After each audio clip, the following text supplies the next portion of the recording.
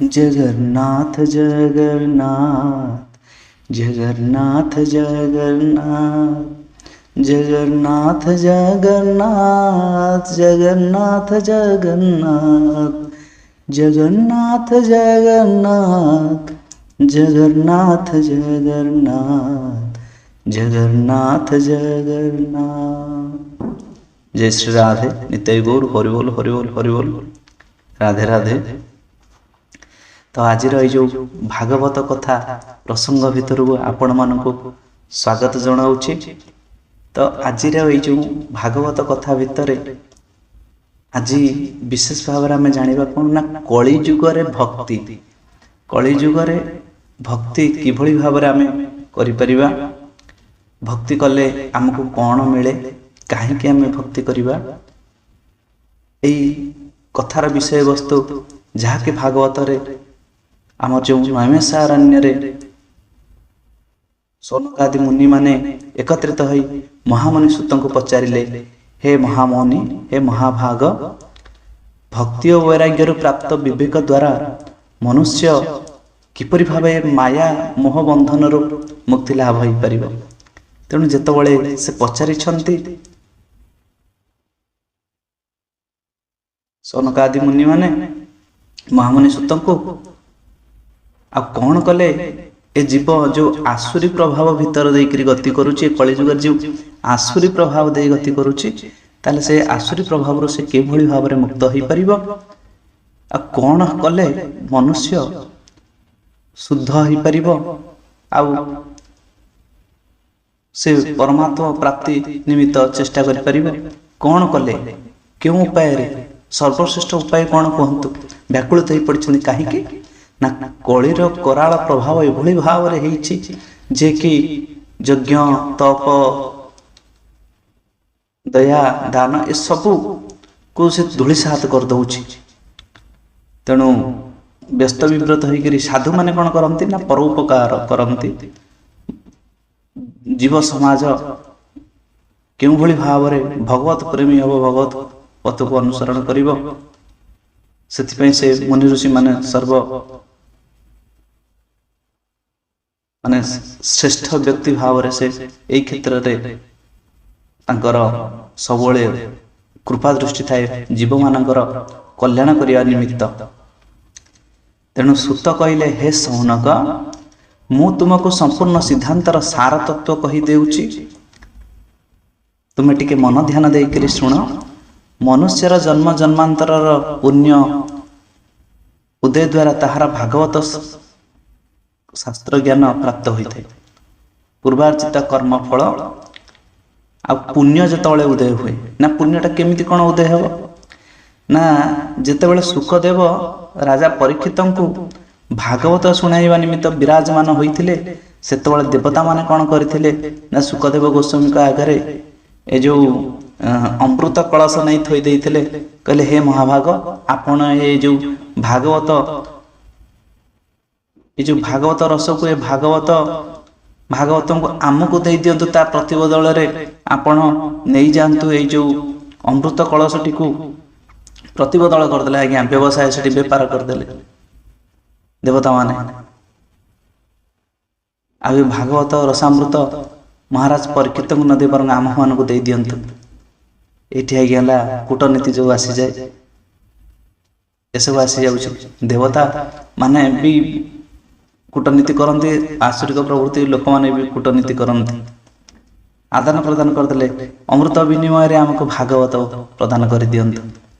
सुखदेव गोस्वामी होउछंती जे कि सबकिछि जानिछंती। गोटे शुआ पक्षी आज सुखदेव गोस्वामी रे परिवर्तित होइछंती से भागवतर कथामृत, जहाँकि देवादिदेव महादेव को मुखरु से सुख पक्षीटीर अंडाटी शुणीला, से अंडा चढ़ईटे परिवर्तन होती, पुणी से आसिकी सुखदेव गोस्वामी रूप आसी पहुंची। तेणु गोटे अंडार किभली भाव भागवत माध्यम जड़े भक्त शुद्ध भक्त हिसाब से आसी पहुंची पार्टी। तो से भागवत कथा रस एत जिनसटा नुहे जे कि गोटे सामान्य अमृत कलश विनिमय दिज्व। ତେଣୁ ଦେବତାମାନଙ୍କୁ ମଧ୍ୟ ଏଇ ଯେଉଁ ଭାଗବତ କଥାଟି ହେଉଛି ଦୁର୍ଲଭ ହୋଇପଡ଼େ। ତେଣୁ ଆମେ ସମସ୍ତେ ଏତେ କୃପା ଅଛି ଆମମାନଙ୍କ ଉପରେ, ଆମର ଗୁରୁଦେବ ମାନଙ୍କର, ସାଧୁସନ୍ଥ ମାନଙ୍କର, ସେଥିଲାଗି ତ ଆମେ ଏଇ ଯେଉଁ ଭାଗବତ କଥାକୁ ଶ୍ରବଣ କରିବା ପାଇଁ ସକ୍ଷମ ହୋଇପାରୁଛେ। କିନ୍ତୁ ଯେତେବେଳେ ସୁଖଦେବ ଗୋସ୍ୱାମୀ ଜାଣିଦେଲେ ଇଏ ଭକ୍ତି ଆଙ୍କ ଭିତରେ ନାହିଁ, ସେ ମନା କରିଦେଲେ, ନେଇଯାଅ ଏ ଅମୃତ କଳସ, ତୁମମାନେ ଭାଗବତ ପ୍ରାପ୍ତି ପାଇଁ ତୁମେ ମାନେ ଅଯୋଗ୍ୟ ଅଟ। ଚାଲି ଯାଇଛନ୍ତି ସେମାନେ, ଦେବତାମାନେ ଚାଲି ଯାଇଛନ୍ତି। ତାପରେ ଏଇଠି କୁହାଯାଉଛି କ'ଣ ନା, ମନ ଶୁଦ୍ଧ ନିମନ୍ତେ ଭାଗବତ ଠାରୁ ଆଉ କୌଣସି ସାଧନ ନାହିଁ, ଭାଗବତ ଠାରୁ ବଳି ଆଉ କୌଣସି ସାଧନା ନାହିଁ। ଏହା ଶ୍ରବଣ ମାତ୍ରେ ରାଜା ପରୀକ୍ଷିତଙ୍କୁ ବ୍ରହ୍ମା ମଧ୍ୟ ଆଶ୍ଚର୍ଯ୍ୟ ହୋଇଥିଲେ। ଏଣୁ ଏ କଳିଯୁଗରେ ତତ୍କ୍ଷଣାତ୍ ମୁକ୍ତିର ଆଧାର ରୂପେ ଭାଗବତକୁ ନିରୂପଣ କରିଛନ୍ତି। ସପ୍ତାହ ବିଧି କେଉଁଭଳି ଭାବରେ ଆମେ ଶ୍ରବଣ କରିବା, ନିଶ୍ଚିନ୍ତ ମାନେ ଶ୍ରବଣ କରିବା ଦ୍ୱାରା ଆମକୁ ନିଶ୍ଚିତ ଭାବରେ ଭକ୍ତି ପ୍ରାପ୍ତ ହୋଇଥାଏ। ଆଉ ପୂର୍ବ କାଳରେ ସନକାଦି ଋଷିମାନେ କେଉଁଭଳି ଭାବରେ ଭାଗବତ ସପ୍ତାହ ଶ୍ରବଣ ବିଧିରେ ଦେବର୍ଷି ନାରଦଙ୍କୁ ଶୁଣାଇଥିଲେ। କ'ଣ କେମିତି ଭାଗବତ ଶୁଣିବା, କ'ଣ କରିବା, ତାର ସବୁ ନୀତି ନିୟମ ଦେବର୍ଷି ନାରଦଙ୍କୁ ସନକାଦି ମୁନିମାନେ, ସନକ, ସନନ୍ଦନ, ସନାତନ, ସନତ କୁମାର ଯେଉଁ 4 ଋଷି ଅଛନ୍ତି, ସେ ତାଙ୍କୁ ଋଷି କୁମାର, ସେ ତାଙ୍କୁ ଏସବୁ ଶୁଣେଇଥିଲେ। ଆଉ ଗୋଟେ କଥା କ'ଣ ହେଇଛି ନା, ଥରେ ନାରଦଙ୍କୁ ଉଦାସ ଚିତ୍ତରେ ଥିବା ଦେଖି ମୁନିମାନେ ପ୍ରଶ୍ନ କଲେ, ହେ ଦେବର୍ଷି, ଚିନ୍ତାତୁର ଏବଂ ଉଦାସ କାହିଁକି? ଆପଣଙ୍କ ଭଳି ଅନାସକ୍ତ ବ୍ରହ୍ମ ପରାୟଣ ପକ୍ଷେ ଏହା ଉଚିତ ନୁହେଁ, ଚିନ୍ତାର କାରଣ କ'ଣ କୁହନ୍ତୁ। ନାରଦ କହିଲେ, ଆଜ୍ଞା, ମୁଁ ତ କୌଣସି ଜାଗାରେ ରହିପାରେ ନାହିଁ, ମୁଁ ସବୁବେଳେ ହିଁ ଭ୍ରମଣ କରୁଥାଏ। ଏ ଭ୍ରମଣ କରିବା ଭିତରେ କ'ଣ ହେଇଛି ନା, ମୁଁ ପ୍ରୟାଗ, କାଶୀ, ହରିଦ୍ୱାର, ସେତୁବନ୍ଧ ଆଦି ବିଭିନ୍ନ ତୀର୍ଥ ସ୍ଥାନକୁ ଭ୍ରମଣ କଲି, ଯେଉଁଠି ଭଗବାନଙ୍କର ଲୀଳା ସବୁ ହେଇଥିଲା। ସେଇ ସବୁ ସ୍ଥାନକୁ ମୁଁ ଯେତେବେଳେ ଭ୍ରମଣ କରିବା ପାଇଁ ଗଲି, କିନ୍ତୁ ମୋତେ କୌଣସିଟି ବି ଜାଗାରେ ମୋତେ ଶାନ୍ତି ମିଳିଲା ନାହିଁ। କାହିଁକି ନା, ବର୍ତ୍ତମାନ କ'ଣ ହେଇଛି ନା, ସତ୍ୟ, ତପ, ଦାନ ଏବଂ ଦୟା ଆଦି ସବୁ ନଷ୍ଟ ହୋଇଯାଇଛି। ଏଠାରେ କେହି ଯୋଗୀ ସିଦ୍ଧ ନାହାନ୍ତି, କେହି ଜ୍ଞାନୀ ନାହାନ୍ତି, କିମ୍ବା କୌଣସି ସତ୍କର୍ମ କରୁଥିବା ବ୍ୟକ୍ତିଟିଏ ମୁଁ ପାଇଲି ନାହିଁ। ବିଚାରା ଜୀବ କେବଳ ନିଜ ପେଟ ପୋଷିବାରେ ବ୍ୟସ୍ତ ଅଛନ୍ତି ନା, ମାନେ କ'ଣ କେବଳ ନିଜ କେମିତି ଖାଇବା, ପିଇବା, ବଢ଼ିବା, ବଞ୍ଚିବା, ବାସ୍ ଏତିକି ଭିତରେ ଦେଇକି ରହିଛନ୍ତି ସୀମିତ ହୋଇକରି। ଆଉ ଦାନ, ଧର୍ମ, ଯଜ୍ଞ, ଭକ୍ତି ଏସବୁ ଭିତରୁ ସବୁ ଦୂରେଇ ଯାଇଛନ୍ତି। ତାପରେ ଏମିତି ଯେତେବେଳେ ମୁଁ ଭ୍ରମଣ କରୁଛି, ଭ୍ରମଣ କରିବା ଭିତରେ ଦେଖିଲି ଗୋଟିଏ ଜାଗାରେ କିଛି ସ୍ତ୍ରୀ ଲୋକ କ'ଣ କରିଛନ୍ତି, କିଛି ଜାଗାକୁ ବେଡ଼ିକି ଛିଡ଼ା ହେଇଛନ୍ତି। ତା ଭିତରକୁ ଯାଇ ମୁଁ ଦେଖିଲା ବେଳକୁ ଜଣେ ସ୍ତ୍ରୀ ଲୋକ କ'ଣ କରୁଛନ୍ତି ନା, 2ଟି ବୃଦ୍ଧ ପୁରୁଷ ଅଚେତ ଅବସ୍ଥାରେ ପଡ଼ିଛନ୍ତି। ତାଙ୍କୁ ସେ ଯୁବତୀ ତରୁଣୀ ସ୍ତ୍ରୀ ଲୋକଟି ତାଙ୍କୁ ପାଖରେ ବସିକରି କାନ୍ଦୁଛନ୍ତି, ମନ ଦୁଃଖରେ ଅଛନ୍ତି, ତାଙ୍କର ସେବା କରୁଛନ୍ତି, ପ୍ଲସ୍ କାନ୍ଦୁଛନ୍ତି। ଏହି ସମୟରେ କ'ଣ ହେଇଛନ୍ତି ନା, ବହୁ ସ୍ତ୍ରୀ ଲୋକ କ'ଣ କରୁଛନ୍ତି ନା, ଯେଉଁ ଅନ୍ୟମାନେ ବେଡ଼ି କରି ଠିଆ ହେଇଛନ୍ତି, ସେମାନେ ତାଙ୍କୁ ଏ 3 ଜଣଙ୍କୁ ପଙ୍ଖା କରୁଛନ୍ତି, ଏମାନଙ୍କର ସେବା କରୁଛନ୍ତି, ଆଉ ବାରମ୍ବାର ବୁଝାଉଛନ୍ତି। କାହାକୁ ନା, ଯେଉଁ ତରୁଣୀ ସ୍ତ୍ରୀ ଲୋକଟି କାନ୍ଦୁଥିଲେ। ଯେତେବେଳେ ନାରଦ ଯାଇ ପହଞ୍ଚନ୍ତି, ନାରାୟଣ ନାରାୟଣ ନାରାୟଣ କହିଦେଇଛନ୍ତି, ସେତେବେଳେ କ'ଣ ହେଇଛନ୍ତି ନା, ସାଙ୍ଗେ ସାଙ୍ଗେ ସେ ତରୁଣୀ ଜଣକ ଉଠି ଯାଇଛନ୍ତି, ଛିଡ଼ା ହେଇଯାଇଛନ୍ତି, ପ୍ରଣାମ କରିଛନ୍ତି। ହେ ମହାତ୍ମା, କ୍ଷଣ ମାତ୍ରେ ଆପଣ ଅପେକ୍ଷା କରନ୍ତୁ, ଯାଆନ୍ତୁ ନାହିଁ। କାହିଁକିନା ନାରଦଙ୍କର କଥା ସେ ଜାଣିଛନ୍ତି, ନାରଦ କୌଣସି ଜାଗାରେ ବହୁତ ସମୟ ରୁହନ୍ତି ନାହିଁ, ଟିକେ ରହିବେ ପୁଣି ପଳେଇବେ ଆଗକୁ। କହିଲେ, ଆପଣ ଟିକେ ମୋ ଉପରେ କୃପା କରନ୍ତୁ, ଆପଣ ମୋର ଦୁଃଖ କଥା ଟିକେ ଶୁଣନ୍ତୁ। ଯେତେବେଳେ କହିଦେଇଛନ୍ତି ଏଇ କଥା, ସେ ତରୁଣୀ ଯୁବତୀ ଜଣକ, ସେତେବେଳେ ନାରଦ କହିଲେ, ହେ ଦେବୀ, ଆପଣ କିଏ, ଆଉ ଏ ପୁରୁଷ କିଏ, ଯୋଉ 2 ପୁରୁଷ, ବୃଦ୍ଧ ପୁରୁଷ, ଏମାନେ କିଏ, ଆଉ ଆପଣଙ୍କ ପାଖରେ ଏଇ ଯୋଉ ଦେବୀ ମାନେ ଅଛନ୍ତି, ସେମାନେ ସବୁ କିଏ, ଆଉ ମୁଁ ତୁମର କି ପ୍ରକାର ସେବା କରିପାରିବି? ଯୁବତୀ ଜଣକ କହିଲେ, हे महाभाग, हे महामुनि, हे महात्मन, मोर नाम ହେଉଛି ଭକ୍ତି।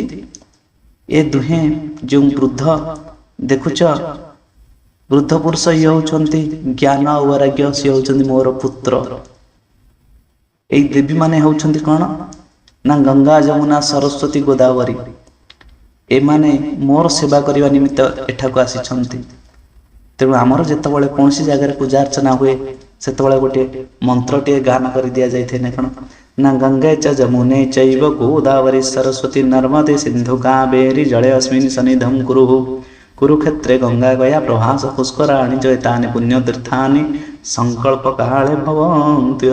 ତେଣୁ ସମସ୍ତ ଦେବାଦେବୀ ଯେଉଁ ମାନଙ୍କର ପୂଜା ଅର୍ଚ୍ଚନା ହୁଏ, ସେତେବେଳେ କ'ଣ ହୁଏ ନା ସେଇ ପାଣିଟିକୁ ଆମେ ଯେଉଁ କଳସରେ ରଖିଥାଉ, ଧରିଥାଉ, ତାକୁ ଏଇସବୁ ପୁଣ୍ୟ ନଦୀମାନଙ୍କର ନାମ ସ୍ମରଣ କରିବା ପୂର୍ବକ ତାକୁ ଶୁଦ୍ଧ କରି ଦିଆଯାଏ। ଆଉ ଭକ୍ତିର ସେବା କରନ୍ତି କେଉଁମାନେ? ଏଇ ନଦୀମାନେ ଭକ୍ତିର ସେବା କରିବା ପାଇଁ ଏଠାକୁ ଆସିଛନ୍ତି। ଦେଖ, ମୁଁ ମା ହୋଇ ଯୁବତୀ, ମାତ୍ର ମୋର ଏ ପୁତ୍ର ଦୁହେଁ ବୃଦ୍ଧ ହୋଇଗଲେଣି, ଏହି ଦୁଃଖରେ ମୁଁ ଦୁଃଖିତ। ସେତେବେଳେ ନାରଦ କହୁଛନ୍ତି, ମୁଁ ଜାଣିପାରିଲି ଯେ କି କଳିଯୁଗର ପ୍ରତାପ କ'ଣ। ଭକ୍ତିକୁ ଧୈର୍ଯ୍ୟ ନିମନ୍ତେ କହିଲି, ହେ ମା, ଆପଣ ବ୍ୟସ୍ତ ହୁଅନ୍ତୁ ନାହିଁ, ଆପଣ ଧୈର୍ଯ୍ୟ ଧରନ୍ତୁ। ସେଠାରେ ଭକ୍ତି ପୁଣି କହୁଛନ୍ତି, ଯେତେବେଳେ ମୁଁ ଆଶ୍ୱାସନ ଦେଉଛି, ସେତେବେଳେ ଭକ୍ତି କହୁଛନ୍ତି, ରାଜା ପରୀକ୍ଷିତ ଏ କ'ଣ କରିଦେଲେ? ଏ ପାପୀ କଳିଯୁଗକୁ କାହିଁକି ରହିବା ନିମନ୍ତ ପ୍ରଶ୍ରୟ ଦେଲେ? ତାର ପ୍ରଭାବରୁ ସଦାଚାର, ଯୋଗ, ତପ ଆଦି ସବୁ ସାଧନା ଲୁପ୍ତ ହୋଇଯାଇଛି। ଲୋକମାନଙ୍କୁ ଶଠତା ଓ ଦୁଷ୍କର୍ମ ପ୍ରିୟବୋଧ ହେଉଛି। ସଂସାରରେ ସତ୍ପୁରୁଷ ଦୁଃଖ ଦ୍ୱାରା ମ୍ଳାନ ହେଉଛନ୍ତି, ଦୁଷ୍ଟମାନେ ଆନନ୍ଦ ଲାଭ କରୁଛନ୍ତି। ଯିଏ ସତରେ ରହିଲା ତାଙ୍କୁ ଆଜ୍ଞା ଦୁଃଖ ମିଳୁଛି, ଦୁଃଖ କଷ୍ଟ ମିଳୁଛି। ରାଧେ ରାଧେ। ମୁଁ ଉତ୍ତର ଦେଲି, ଯେଉଁଦିନ ଭଗବାନ ଶ୍ରୀକୃଷ୍ଣ ପରମ ଧାମକୁ ପ୍ରାପ୍ତ ହେଲେ, ସେହି ଦିନଠାରୁ କଳିଯୁଗ ଉପସ୍ଥିତ ହେଲା। କେବେ ନା ପରମ ଧାମ ମାନେ ଯେତେବେଳେ ତାଙ୍କ ସ୍ୱଶରୀର ଛାଡ଼ି ଭଗବାନ କୃଷ୍ଣ ବୈକୁଣ୍ଠକୁ ଗମନ କଲେ, ସେବେଠାରୁ କଳିଯୁଗ ଏ ଧରାଧାମରେ ପ୍ରବେଶ କରିଥିଲେ। ରାଜା ପରୀକ୍ଷିତଙ୍କ କୋପ ଦୃଷ୍ଟି ପଡ଼ିବାରୁ ସେ ତାଙ୍କର ଶରଣାଗତ ହେଲେ। ବାଧ୍ୟ ହୋଇ ରାଜା ପରୀକ୍ଷିତ କଳିଯୁଗକୁ ତପସ୍ୟା, ଯୋଗ ଏବଂ ସମାଧି ଦ୍ୱାରା ଯେଉଁ ଫଳ ଲାଭ ହୁଏ, କଳିଯୁଗର ସେଇ ଫଳ ହରିନାମ ସଂକୀର୍ତ୍ତନରେ ଅତି ଶୀଘ୍ର ମିଳିଯାଇଥାଏ। ତେଣୁ କଳିଯୁଗ ହେଉଛି ଆମକୁ ଯେଉଁ ଉପକାର କରିଦେଇଛନ୍ତି, କେବଳ ଭଗବାନଙ୍କର ନାମ ଦ୍ୱାରା ହିଁ ଆମ ପାଖରେ ଆଉ ନାହିଁ ତପସ୍ୟା, ଯୋଗ, ସମାଧି ଦ୍ୱାରା ବସିପାରିବ ନା। କାହିଁକି ନା ଏଠି ହେଉଛି ଜୀବନର ସମୟ, ବୟସ ମାତ୍ର କମିଯାଇଛି, ବହୁତ କମିଯାଇଛି। ମାତ୍ର କେତେ ବର୍ଷ ନା କଳିଯୁଗରେ ମନୁଷ୍ୟର ଆୟୁଷ ହେଉଛି 120 ବର୍ଷ। ରାଧେ ରାଧେ। ତ ସେଇ ଯେଉଁ 120 ବର୍ଷ ଭିତରେ ସମସ୍ତେ 120 କ'ଣ 60 30 ପରଠାରୁ ଆଜ୍ଞା ରୋଗ ମାଡ଼ି ଆସୁଛି। ତେଣୁ ଏ କଳିଯୁଗ କ'ଣ କରୁଛନ୍ତି ନା କେବଳ ହରିନାମ ସଂକୀର୍ତ୍ତନରେ ଆମକୁ ଭଗବତ ଅର୍ଥ ବା ସେ ଯେଉଁ ସାଧନା ଯୋଗ କରିବା ଦ୍ୱାରା ଯାହା ପୁଣ୍ୟ ଫଳ ମିଳିଥାଏ, ଭଗବାନଙ୍କର ନାମ ଉଚ୍ଚାରଣ କରିବା ମାତ୍ରେ ସେହି ପୁଣ୍ୟ ମିଳିଥାଏ। ତେଣୁ କଳିଯୁଗକୁ ଆମେ ଅବନିନ୍ଦା କରିବା କଥା ନୁହେଁ, ମାନେ ତାଙ୍କୁ ନିନ୍ଦା କରିବା କଥା ନୁହେଁ। ସେ ଆମର ମଙ୍ଗଳ ପାଇଁକି ଆସିଛନ୍ତି। ବହୁତ କମ୍ ସମୟ ଭିତରେ ଆମେ ଭଗବାନଙ୍କର ନାମ ସଂକୀର୍ତ୍ତନ କରିବା ମାଧ୍ୟମରେ ଏସବୁ ସମ୍ଭବପର ହେଇପାରିବ। ତେଣୁ ଭକ୍ତି ଯେତେବେଳେ ଏ କଥା ଶୁଣିଛନ୍ତି, ସେ କ'ଣ କଲେ ନା ଆନନ୍ଦ ହେଇଗଲେ। ନାରଦଙ୍କୁ କହିଲେ, ଦେବର୍ଷି, ମୋର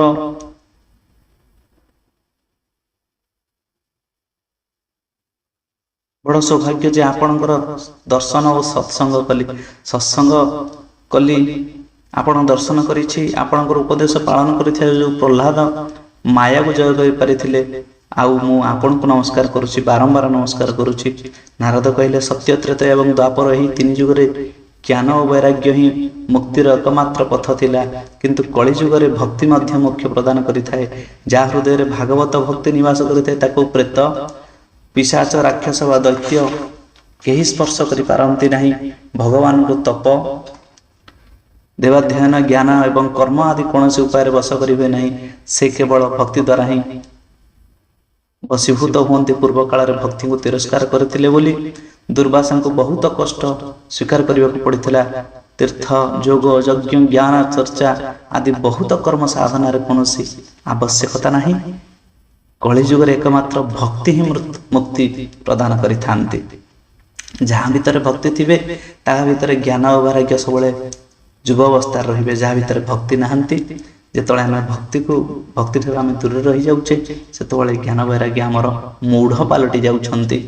ମାନେ ଆମ ଭିତରେ ଆଉ ସେ ଜ୍ଞାନ ବୈରାଗ୍ୟ ପୂର୍ଣ୍ଣ ମାତ୍ରାରେ ଆଉ ରହୁନାହାନ୍ତି। ଏହିସବୁ କଥା ଭିତର ଦେଇକରି ଯେତେବେଳେ ଏହିସବୁ କଥା ଶୁଣିଛନ୍ତି ଭକ୍ତିଦେବୀ ନାରଦଙ୍କୁ କହିଲେ, ହେ ଦେବର୍ଷି, ଆପଣ ଧନ୍ୟ। ମୋର ଆପଣଙ୍କ ପ୍ରତି ନିଶ୍ଚଳ ପ୍ରୀତି, ଦୟାକରି ମୋର ପୁତ୍ର ଦୁହିଁଙ୍କୁ ରୋଗମୁକ୍ତ କରାନ୍ତୁ। ନାରଦ ବିଚଳିତ ହୋଇ ବେଦ ଓ ଗୀତା ଧ୍ୱନି ଦ୍ୱାରା ସେ ଦୁହିଁଙ୍କୁ ଚେତନା କରି ଆଣିବାକୁ ଯେତେ ଚେଷ୍ଟା କଲେ ସେ ଚେତନାରେ ଫେରିଲେ ନାହିଁ, କିନ୍ତୁ ନେତ୍ର ବି ଟିକେ ଖୋଲିଲେ ନାହିଁ।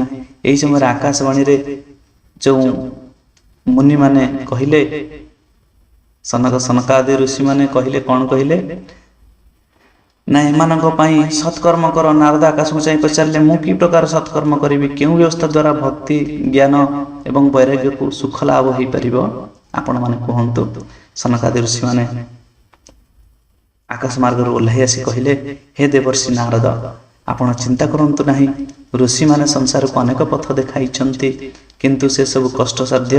ଦ୍ରବ୍ୟଯଜ୍ଞ, ତପଯଜ୍ଞ, ଜ୍ଞାନ ଯଜ୍ଞ ଏଇସବୁ ଯେଉଁ କରାହୁଏ, ଏଥିରେ କ'ଣ ହୁଏ ନା ଆମକୁ ସ୍ୱର୍ଗାଦି ପ୍ରାପ୍ତିର ପାଇଁକି ଆମକୁ ବାଟ ଉନ୍ମୋଚନ କରିଥାଏ। କିନ୍ତୁ ପଣ୍ଡିତମାନେ ଭକ୍ତି ଯଜ୍ଞକୁ ସର୍ବଶ୍ରେଷ୍ଠ ମୁକ୍ତି ପ୍ରଦାୟକ ସତ୍କର୍ମ ରୂପେ ଗ୍ରହଣ କରିଛନ୍ତି।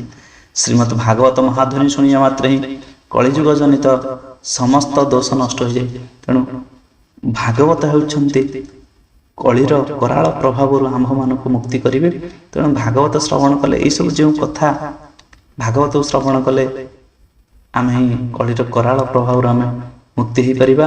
ଶ୍ରୀମଦ୍ ଭାଗବତ ବେଦ ଉପନିଷଦର ସାରତତ୍ଵ ଦ୍ୱାରା ସୃଷ୍ଟି ହୋଇଛି। ଯେପରି ଦୁଗ୍ଧରେ ଘୃତ, ଭାଗବତ ହେଉଛନ୍ତି କ'ଣ ନା ଯେପରି କ୍ଷୀରରେ ଆଜ୍ଞା ଦେଖାଯାଏ କି ଲହୁଣୀ ଦେଖାଯାଏ ନା, ତାକୁ ଯେତେବେଳେ ଦହନ କରାହୁଏ, ମାନେ ଦହନ ମାନେ ତାକୁ ଯେତେବେଳେ ଗୋଟେ ରୋଳ ପକେଇକି ତାକୁ ଯେତେବେଳେ ମନ୍ଥନ କରାହୁଏ, ସେତେବେଳେ କ'ଣ ନା ତା ଭିତରେ ଘୃତ ବାହାରେ। ଆଖୁ ଭିତରେ ଯେ ଅଛି ମିଠା ରସ ଅଛି, ଶର୍କରା ଅଛି, ସେ କ'ଣ ଦେଖାଯାଏ?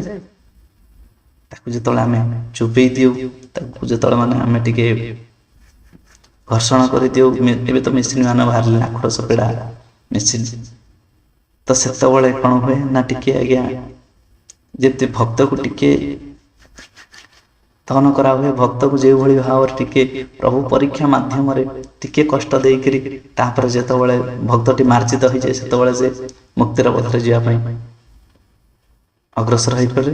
ସେହିପରି ଭାବରେ ଭାଗବତ ହେଉଛନ୍ତି ସମସ୍ତ ବେଦମାନଙ୍କର ସାର ତତ୍ଵ, ସମସ୍ତ ରସମାନଙ୍କର ମହାରସ ଇଏ ହେଉଛନ୍ତି ଭାଗବତ। ଆଉ ଭାଗବତ ହେଉଛନ୍ତି ମୁକ୍ତି ପ୍ରଦାନ ନିମିତ୍ତ ମାନେ ପର୍ଯ୍ୟାପ୍ତ ଅଟନ୍ତି।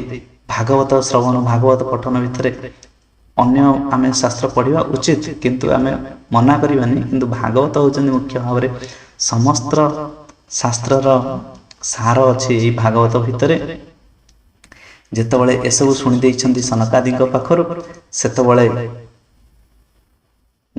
ଦୁଇ ପୁତ୍ରଙ୍କ ସହିତ ଭକ୍ତି କ'ଣ କରୁଛନ୍ତି ନା ନାମ ଜପ କରୁଛନ୍ତି। ଭାଗବତ କଥାର ସେଇ ଯେଉଁ ସର୍ବପ୍ରଥମେ ଶ୍ରୀକୃଷ୍ଣ ଗୋବିନ୍ଦ ହରେ ମୁରାରୀ, ହେ ନାଥ ନାରାୟଣ ବାସୁଦେବ, हे कृष्ण गोविंद हरे मुरारी, हे नाथ नारायण वासुदेव। ଯେତେବେଳେ ଭକ୍ତି ତାଙ୍କର ଯେଉଁ ଜ୍ଞାନ ବୈରାଗ୍ୟ ଯେତେବେଳେ